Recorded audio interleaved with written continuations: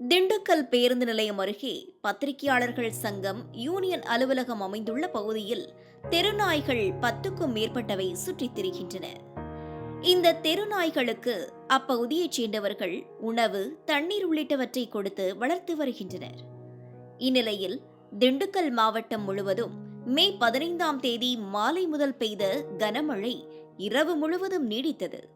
இந்த கனமழையால் மனிதர்கள் அனைவரும் தங்கள் இருப்பிடங்களுக்கு சென்று பாதுகாப்பாக அமர்ந்து கொண்ட நிலையில் 5 ஜீவனான ஒரு நாய் மட்டும் மழையில் அங்கும் இங்கும் சுற்றித் திரிந்தது.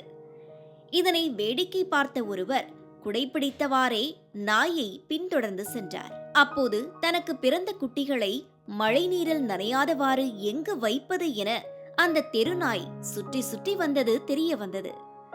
பிரஸ் கிளப் பகுதியில் உள்ள கழிவுநீர் ஓடையில் வசித்து வந்த நாய் 3 குட்டிகளை ஈன்றது.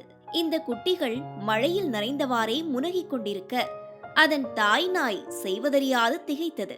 பின்னர் மாலை முரசு தொலைக்காட்சியின் ஒளிப்பதிவாளர் கொட்டும் மழையில் நனைந்தவாறே செல்போனில் டார்ச் அடித்து கால்வாயில் கிடந்த நாய்க்குட்டிகளை மீட்டார்.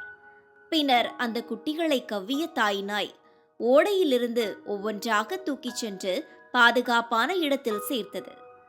6 அறிவு படைத்த மனிதர்கள் கூட சில நேரங்களில் பெற்றெடுத்த சிசுக்களை தெருவிலும் கழிவுநீர் ஓடையிலும் வீசிச் செல்லும் அவலம் நடந்து வருகிறது.